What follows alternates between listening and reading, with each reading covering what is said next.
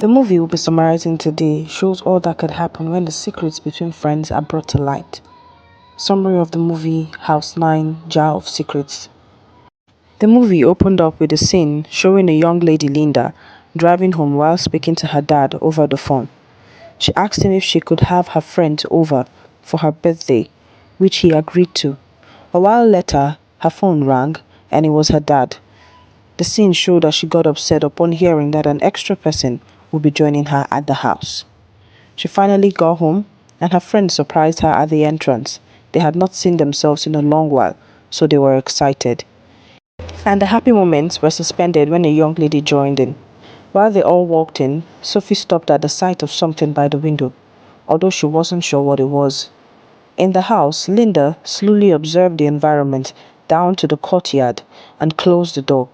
It was 5 p.m. The ladies, Mandy, Sophie, Gracie, and the birthday girl, Linda, decided to have a good time while they wait for the boys. But Stephanie, the lady they didn't approve of, decided not to join in.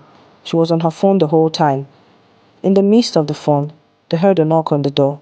It was Mr. Thompson, who brought a young man named Lucas, telling Linda that he would be with her in the house for a week, and he ended up the conversation by wishing her a happy birthday in advance. Lucas really appeared at the front door like a weirdo, or rather a nerd, dressed in crossed belt and black pants, a grey turtleneck shirt and glasses.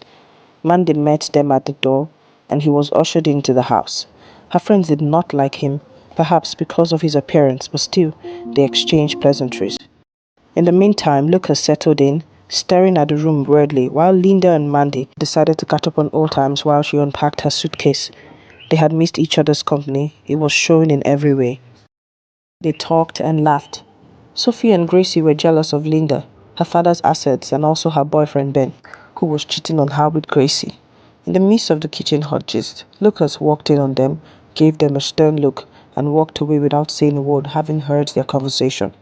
Lucas was seen in his room, lying down and reading books, The Art of War and Who Fears Death. He stood up when he heard a knock on the door.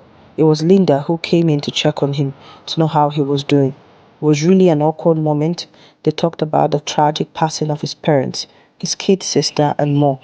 And then she lent her phone to him for a phone call. But that's all we know, he told her. Finally, the boys arrived at the house: Steve, Ben, Nathan, and Joe.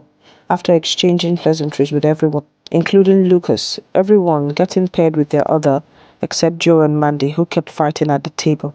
The pairs were Ben and Linda, Steve and Sophie, Mandy and Joe, while Lucas continued reading his book, Stephanie on her phone, and Nathan alone at the table. Then they all decided to play games to pass time while waiting for Linda's birthday, which was in 4 hours' time. They gave their suggestions for the game session, while Stephanie kept on giving the bad vibes. A bottle will be spilled, and whoever it stops at will pick a paper from the jar containing already written secrets. He or she has to guess whose secret it is. If gotten correctly, the paper will be taken out of the jar, and the owner of the secret will have to do it there. And if gotten wrongly, the paper will be put back into the jar, and the player would have to do it there. What a game! It sounded intense, but they all agreed to go with it. Lucas got them paper and pens. The rules were they all had to submit their phones and go to different places to write the secrets. And the neutral person, which is Lucas, will collect them. While they all went to write down their secrets, Sophie decided to talk to Nathan about a few personal stuff, and Lucas walked in on them. Ben and Linda were catching up as well until Stephanie rudely barged in on them. It made them quarrel. Finally, they were all complete in the living room and they began the game. Steve began the game by spinning the bottle. It stopped in front of Mandy. She followed the rules and it continued. This time the lot fell on Nathan. He couldn't guess right, so he was dead. The game got messy when Linda, the birthday girl, picked up a juicy secret. It wasn't read out loud, unlike the others, and she jumped on Stephanie after she, Linda, threw a saucer at her. Everyone got pissed, except Lucas.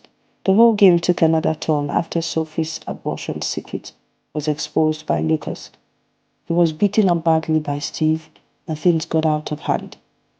While Lucas was taken into the room to be recuperated, Steve proved again to be a monster when he beat up his girlfriend Sophie when she tried to confront him. The game took a pause during the heat. They all started dying mysteriously. First Mandy, followed by Steve. At this point, they all pinpointed Nathan to be the murderer, since he always steals. Their phones were missing, the two exit doors were locked, and the keys were nowhere to be found. The next dead people seen were Sophie, Gracie, and Joe. Amidst the strange deaths, Lucas lay still in bed, recuperating, while they blamed Nathan. All of a sudden, Linda and Ben figured Lucas was behind it all after putting things together. After putting together the occurrence of events, while they uncovered Nathan's body, Ben got killed, and Lucas explained that he did it for her, protecting her from those who hurt her, and he also confessed to murdering his parents. He was upset that she gave the wrong people attention and left him to suffer. He suffered from a disorder called the OLD, obsessive love disorder. After they fought, she beat him to the pulp. And after a sorrowful speech by Lucas at exactly 12 a.m., Linda's birthday, he wished her a happy birthday, and there were sounds of gunshots.